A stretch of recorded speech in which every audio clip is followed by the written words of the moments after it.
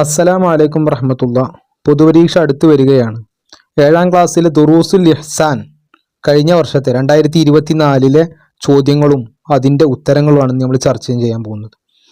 ഒന്നാമത്തെ ചോദ്യം ചേർത്തി എഴുതുക. വജഅൽനാ നൗമക്കും, ഇത് ഒരു ഖുർആൻ ആയത്താണ് അല്ലേ.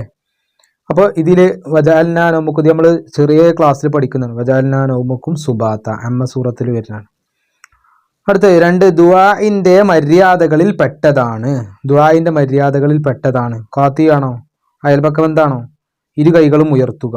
എന്താ ഉയർത്തുക? 2 ഇട്ടുണ്ട് ഇവിടെ. അപ്പൊ ഇതാണ് ഉത്തരം, ഇരു കൈകളും ഉയർത്തുക. ഇതാണ് ശരിയായ ഉത്തരം. നമ്മളിത് ആർക്കുമ്പോൾ നമുക്ക് അറിയില്ലേ. അടുത്ത ലാ യദ്ഖുലുൽ ജന്നത, സ്വർഗത്തിലേക്ക് പ്രവേശിക്കൂല. ലാ യദ്ഖുലുൽ ജന്നത, സ്വർഗത്തിൽ പ്രവേശിക്കൂല. ആര്? കുടുംബ ബന്ധം മുറിക്കുന്നവൻ അല്ലേ. കുടുംബ ബന്ധം മുറിക്കുന്നവൻ എന്താ പറയാ? ഖത്അ എന്ന് പറഞ്ഞാൽ മുറിച്ചു. അപ്പൊ ഖാത്തിഅ എന്ന് മുറിക്കുന്നവൻ. അപ്പോൾ ലാ യദ്ഖുലുൽ ജന്നത ഖാത്തിഉൻ. അടുത്തത് വളരെ മഹത്വമുള്ളതാണ്. എന്ത്? അയൽപക്ക ബന്ധം. അടുത്തത് അള്ളാഹുമായി കൂടുതൽ അകന്നവനാണ്. അള്ളാഹുമായി കൂടുതൽ അകന്നവൻ ആരാ? ഹൃദയം കടുത്തവൻ. അടുത്തത് ശരി അടയാളപ്പെടുത്താനാണ്. ഒന്നാമത്തെ ചോദ്യം ഒരു ദിവസത്തെ കൂടിയ ഉറക്കം. ഒരു ദിവസത്തെ കൂടിയ ഉറക്കം എത്രയാണ്? 8 മണിക്കൂർ. കുറഞ്ഞ ഉറക്കം എത്ര? 6 മണിക്കൂർ അല്ലേ. ഏറ്റവും കുറഞ്ഞ ഉറക്കം 6 മണിക്കൂറും ഏറ്റവും കൂടിയ ഉറക്കം 8 മണിക്കൂർ. അടുത്ത് അയൽവാസിയെ ജയിലിൽ നിന്ന് രക്ഷപ്പെടുത്തിയത്. അതാരാണ് അയൽവാസിയെ ജയിലിൽ നിന്ന് രക്ഷപ്പെടുത്തിയത്? ഷാഫി ഇമാമ്, അബു ഹനീഫ ഇമാമ്, മാലിക് ഇമാമ്. അവിടെ നമ്മളൊരു ഇമാമിന്റെ ചരിത്രം പഠിച്ചിരുന്നു അല്ലേ. കള്ളുകുടിയനായ ഒരാൾ അലമ്പുണ്ടാക്കിയിട്ട് അയാളെ പോലീസ് ജയിലിലടച്ചപ്പോൾ അതിന് ജാമ്യം നിന്ന് പൈസ അടച്ചിട്ട് എന്ത് ചെയ്തു? അയാൾ ജയിൽ മോചിതനാക്കി എന്ന് പറഞ്ഞിട്ടൊരു സംഭവം പഠിച്ചിരുന്നു അല്ലേ. അത് ഏത് ഇമാമിന്റെ ചരിത്രത്തിലാണ്? അബു ഹനീഫ ഇമാം റളിയല്ലാഹു അൻഹു.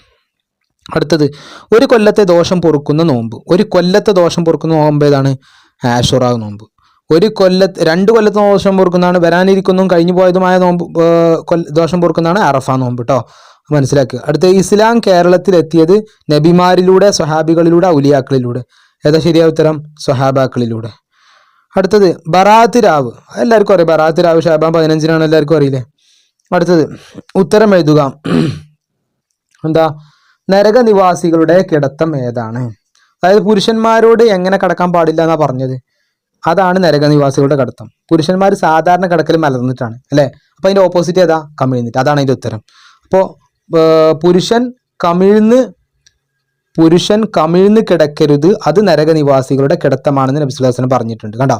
അപ്പോൾ പുരുഷൻ സാധാരണ കിടക്കുന്ന ഏതാണോ അതിന്റെ ഓപ്പോസിറ്റ് ചിന്തിച്ചാൽ മതി. അതാണ് അതിന്റെ ഉത്തരം. അടുത്തത് ഭർത്താവിന് കടമപ്പെട്ടത് എന്തെല്ലാം?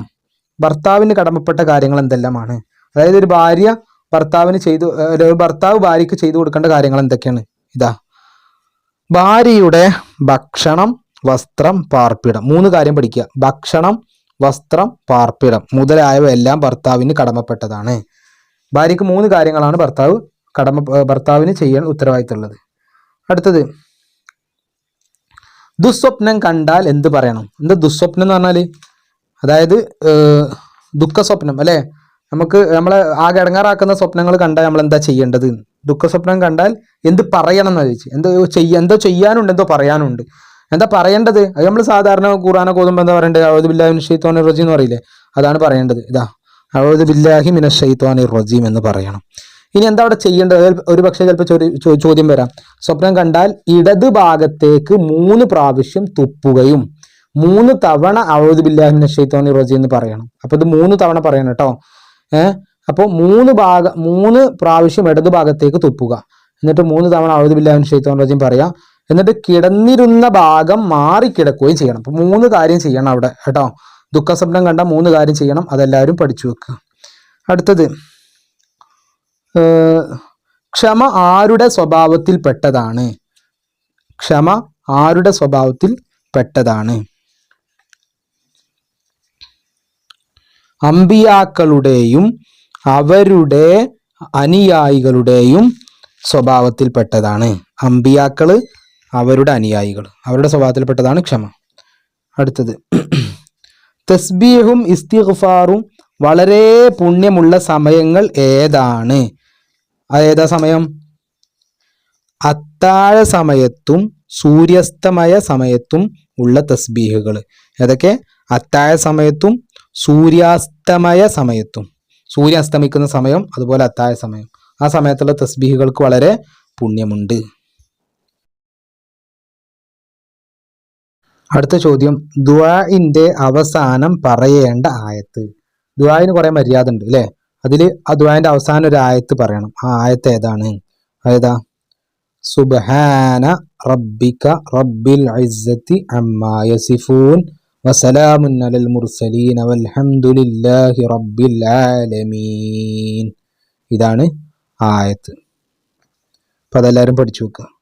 അടുത്ത, മുർസലുകളിൽ ഏറ്റവും ശ്രേഷ്ഠവർ ആരാണ്? നമ്മൾ ചെറിയ ക്ലാസ്സിൽ നിന്ന് പഠിക്കുന്നവരാണ് അല്ലെ. മുർസലിൽ ഏറ്റവും ശ്രേഷ്ഠർ ആരാണ്? ഉലുൽ അസ്മുകൾ. ഉലുൽ അസ്മുകൾ. അടുത്ത ക്വസ്റ്റ്യൻ, ഖുർആനിലെയും ഹദീസിലെയും നിയമങ്ങൾ ക്രോഡീകരിച്ചവർ ആരാണത് ക്രോഡീകരിച്ചത്? മുജ്തഹിദുകളായ പണ്ഡിതന്മാർ ഖുർആനിലെയും ഹദീസുകളിലെയും നിയമങ്ങൾ ക്രോഡീകരിച്ചു. അൽ ഇത്തിബാ എന്ന് പറഞ്ഞ പാഠത്തിലാണ് ഈ ആൻസർ ഉള്ളത്. അപ്പോൾ എല്ലാവരും പഠിക്കുക. അടുത്ത ചോദ്യം, ഒരു ദിവസത്തെ ഏറ്റവും കുറഞ്ഞ ഉറക്കം. അത് നമ്മൾ രണ്ടും പഠിക്കണം. ഞാൻ പറഞ്ഞില്ലേ, ഏറ്റവും കുറഞ്ഞ ഉറക്കവും പഠിക്കണം, ഏറ്റവും മാക്സിമം ഉറക്കവും പഠിക്കണം. ഏറ്റവും കുറഞ്ഞ ഉറക്കം എത്രയാണ്? 6 മണിക്കൂർ. അത് സിമ്പിളാണ് അല്ലേ? 6 മണിക്കൂർ കുറയുകയോ 8 മണിക്കൂർ കൂടുകയോ ചെയ്യരുത്. അതെല്ലാവരും പഠിച്ചു. അടുത്ത ചോദ്യം, യാ മാഷറൻ നിസാ ഡാഷ് മിനൽ ഇസ്തിഗ്ഫാരി ഡാഷ് അഹ്ലിന്നാർ. ഇതുവരെ പൂരിപ്പിക്കാനാണ്. 4 മാർക്കാണ് ഈ ക്വസ്റ്റ്യൻ. ഇത് നമ്മൾ എന്ത് ചെയ്യണം? ഈ ഹദീസ് നമ്മൾ കാണാതെ പഠിച്ചു പോകണം. യാ മാഷറൻ നിസാ തസദ്ദഖ്ന വഅക്സിർന മിനൽ ഇസ്തിഗ്ഫാരി ഫഇന്നി റഅയ്തുകുന്ന അക്സറ അഹ്ലിന്നാരി ഖാലത് ഇംറഅത്തും മിൻഹുന്ന മാ ലനാ അക്സറ അഹ്ലിന്നാർ എന്ന് പറയുന്ന ഈ ഹദീസ് അത്രയും ഭാഗം നിങ്ങൾ എന്ത് ചെയ്യുക? നല്ലോണം പഠിച്ചു പോവുക. അതിൻ്റെ മീനിങ്ങും നിങ്ങൾ നല്ലോണം മനസ്സിലാക്കി പോവുക. കാരണം പരീക്ഷയ്ക്ക് ഒരു പക്ഷേ മീനിങ് ചോദിക്കാം. അടുത്ത ചോദ്യം, ബാങ്ക് കേൾക്കുമ്പോൾ ഡാഷ് നിർത്തിവെച്ച് ഡാഷ് ഇജാബത്ത് ചെയ്യണം. ബാങ്ക് കേൾക്കുമ്പോൾ ഖുർആൻ പാരായണം പോലും നിർത്തിവെച്ച് സംസാരങ്ങൾ ഉപേക്ഷിച്ച് ബാങ്കിന് ഇജാബത്ത് ചെയ്യണം. ഇത് അതുപോലെ ബൈഹാട്ടാക്കുക, എന്നാലേ ഓർമ്മ ഉണ്ടാവുള്ളൂ. അടുത്തത്, ആദരിക്കപ്പെടേണ്ടവയിൽ ഡാഷ് വിശുദ്ധ ഖുർആൻ. അത്തഅലീം എന്നുള്ള പാഠത്തിൽ നിന്നാണ് ആ ചോദ്യം. ആദരിക്കപ്പെടേണ്ടവയിൽ ഏറെ പ്രധാനമായതാണ് വിശുദ്ധ ഖുർആൻ. അടുത്തത്, വഅൻ യക്റഹ ഡാഷ് ഫിൽ കുഫ്രി ഫിന്നാർ. ഒന്നാം പാഠത്തിലെ ചോദ്യമാണ് അല്ലേ? യക്റഹ അൻ യഊദ ഫിൽ കുഫ്രി കമാ യക്റഹു അൻ യുഖ്ദഫ ഫിന്നാർ. അടുത്തത്, സാരം എഴുതുക. മൻ കാന യുഅ്മിനു ബില്ലാഹി വൽ യൗമിൽ ആഖിരി ഫൽയസിൽ റഹിമഹു. എന്താണ് അതിൻ്റെ അർത്ഥം? ആരെങ്കിലും അള്ളാഹുവിലും അവൻ്റെ റസൂലിലും വിശ്വസിക്കുന്നുണ്ടെങ്കിൽ അവൻ കുടുംബ ബന്ധം പുലർത്തട്ടെ. റസൂലുള്ളാഹി സ്വല്ലല്ലാഹു അലൈഹി വസല്ലം തങ്ങൾ പഠിപ്പിച്ചതാണത് അല്ലേ?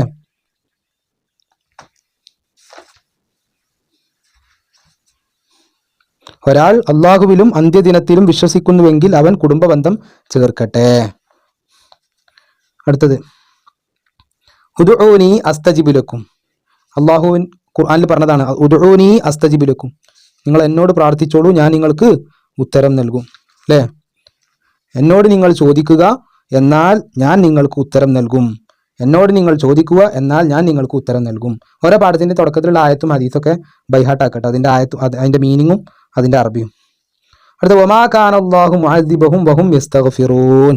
അവര് അള്ളാഹുവിനോട് പാപമോചനം തേടിക്കൊണ്ടിരിക്കുന്ന കാലത്തോളം അള്ളാഹു അവരെന്ത് ചെയ്യൂല? ശിക്ഷിക്കുകയില്ല അല്ലേ? അള്ളാഹുവിനോട് പൊറുക്കലിനെ തേടുകയും നിശ്ചയം അള്ളാഹു പൊറുക്കുന്നവനും കരുണാനിധിയുമാകുന്നു. അത് കഴിഞ്ഞിട്ട്, പൊറുക്കലിനെ തേടിക്കൊണ്ടിരിക്കുന്ന നിലക്ക് ഒരു സമുദായത്തെയും അള്ളാഹു ശിക്ഷിക്കുകയില്ല. വമാക്കാൻ അള്ളാഹുവിന്റെ മീനിങ് ആണിത്. പൊറുക്കലിനെ തേടിക്കൊണ്ടിരിക്കുന്ന നിലക്ക് ഒരു സമുദായത്തെയും അള്ളാഹു ശിക്ഷിക്കുകയില്ല. അപ്പം ഞാൻ പറഞ്ഞല്ലേ, എല്ലാ പാഠത്തിനും തുടക്കത്തിലെ ഖുർആൻ ആയത്തും ഹദീസും നിങ്ങൾ എന്ത് ചെയ്യുക? അത് നിർബന്ധമായി പഠിക്കുക. അതിന്റെ മീനിങ്ങും പഠിക്കുക. പ്രത്യേകിച്ച് അരക്കൊല്ല പരീക്ഷയ്ക്ക് ശേഷം എടുത്ത പാഠങ്ങളുടെ ചോദ്യോത്തരങ്ങൾ മീനിങ്ങുകൾ നിങ്ങൾ നല്ലോണം പഠിക്കുക. അടുത്ത ചോദ്യം, വമൻ യുഅല്ലിം ശആഇറല്ലാഹി ഫഇന്നഹാ മിൻ തഖ്വൽ ഖുലൂബ്. അതിന്റെ അർത്ഥം എന്താണ്? അള്ളാഹുവിന്റെ ദീനിന്റെ ഷആഇറുകളെ ആദരിക്കൽ കൽബുകളുടെ തഖ്വയിൽ പെട്ടതാണ്. അള്ളാഹുവിന്റെ ദീനിന്റെ ഷആഇറുകളെ ആദരിക്കൽ കൽബുകളുടെ തഖ്വയിൽ പെട്ടതാണ്. അടുത്തത്, കണ്ടെത്തുക. റൂഹിനെ അള്ളാഹു ഏറ്റെടുക്കുന്ന സമയം എപ്പോഴാണ്? ഉറങ്ങുന്ന സമയം അല്ലേ? എല്ലാവർക്കും അറിയാം. അടുത്ത്, സ്വത്തും ഭവനവും ഒഴിവാക്കി നാട് വിടേണ്ടി വന്നത്. ആർക്കാണ് അങ്ങനെ സ്വത്തും ഇതൊക്കെ ഒഴിവാക്കി നാട് വിടേണ്ടി വന്നവർ ആരാണ്? നബി തങ്ങളും നബി സല്ലല്ലാഹു അലൈഹി വസല്ലമ തങ്ങളും സ്വഹാബികളും എത്ര വലിയ മർദ്ദനങ്ങളാണ് സഹിച്ചത്? അവർ സ്വത്തും ഭവനവും മറ്റും ഒഴിവാക്കി നാട് വിടേണ്ടി വന്നു. ഇവിടെ ചോദ്യം ആരാണെന്നാണ്. അപ്പോൾ നബി സല്ലല്ലാഹു അലൈഹി വസല്ലമ തങ്ങളും സ്വഹാബികളും. അടുത്ത ചോദ്യം,